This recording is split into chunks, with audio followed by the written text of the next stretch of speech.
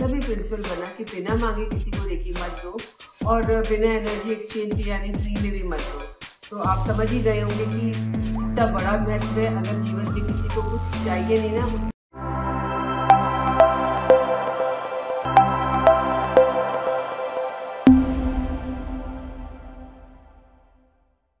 नमस्ते, मैं हूँ Seema, a past life regression therapist, tarot card reader, EFT practitioner, NLP trainer, life coach and reiki grand master. आज हम बात करने वाले हैं एनर्जी एक्सचेंज के बारे में। एनर्जी एक्सचेंज किसे कहते हैं, एनर्जी एक्सचेंज होता क्या है, इसको डिस्कस करने से पहले अगर आपने मेरे चैनल को अभी तक सब्सक्राइब नहीं किया है तो सब्सक्राइब करें, शेयर करें, बिकॉज इट मोटिवेट्स मी।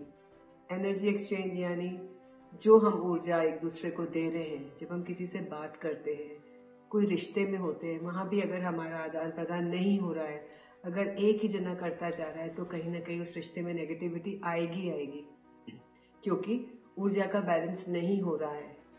अगर हम एक सांस छोड़ते हैं तो एक सांस लेते हैं, तो एक सांस छोड़ते हैं, तभी बैलेंस होता है। तो नेचर ने ही ये सारी चीज़ें बनाई है।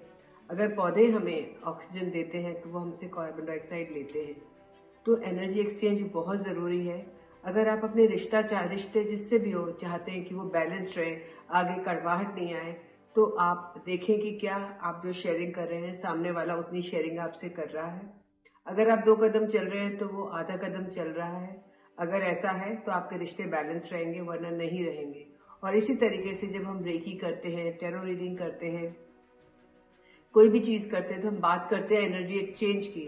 तो एनर्जी एक्सचेंज क्या होता है? एनर्जी एक्सचेंज ज़रूरी नहीं है कि मनी एक्सचेंज हो, पर कोई भी चीज़ अगर वो आपको देता है उसके बदले, जैसे पुराने ज़माने में बार्टर सिस्टम बोलते थे कि अगर किसी के पास गेहूं पैदा हो रहा है तो और आपके पास कुछ और पैदा हो रहा है तो हम उसको एक्सचेंज कर लेते थे।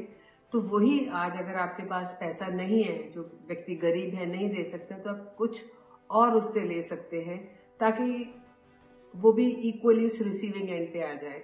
आपको मालूम ही है कि कोई भी चीज़ इस यूनिवर्स में फ्री नहीं मिलती है। जब फ्री नहीं मिलती है, अगर फ्री मिल भी जाए तो उसकी वैल्यू नहीं होती है। तो अगर वैल्यू चाहिए और वो उस चीज़ को सही समझे, यूज़ करे, तो फिर एनर्जी एक्सचेंज उतनी ज़रूरी हो जाती है।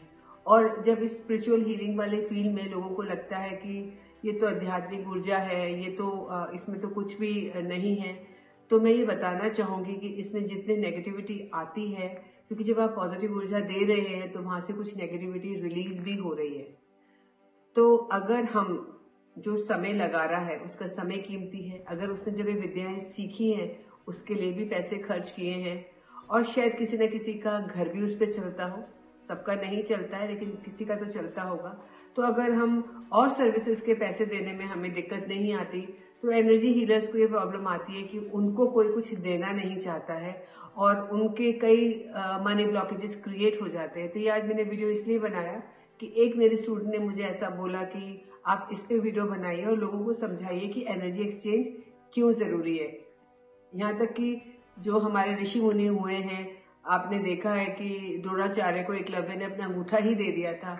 वो चीज़ देने की जो आपकी प्रति जो आपस में आदान प्रदान का, या अपने आप को खाली करना, मैं इस तरह से इसको ऐसे समझाऊंगी।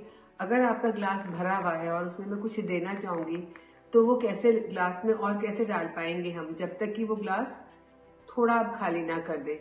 इसी तरह से जीवन में अगर हमें कुछ ग्रहण करना है, कुछ नई विद्या लेनी है या ऊर्जा लेनी है, तो आपको अपने अंदर से कुछ उसको खाली करना पड़ेगा। इसका मतलब हम तैयार हैं उस चीज को लेने के लिए जो हमें दी जा रही है। तो कोशिश करें कि आप इस पे सवाल जवाब ना करें किसी भी हीलर से या किसी भी एनर्जी वर्कर से या किसी से भी, क्योंकि जो सर्विसेज हमें दी जा रही है हमें उसको देना ही चाहिए, ये तो कुदरत का नियम है। तो जब भी आप सुनते हैं रेकी हीलर से एनर्जी एक्सचेंज, तो एनर्जी एक्सचेंज यही है कि आपको किसी न किसी रूप में उसको देना है। अब इसके पीछे ये प्रिंसिपल बना कैसे? ये प्रिंसिपल डॉक्टर मिकाओ उसुई ने बनाया।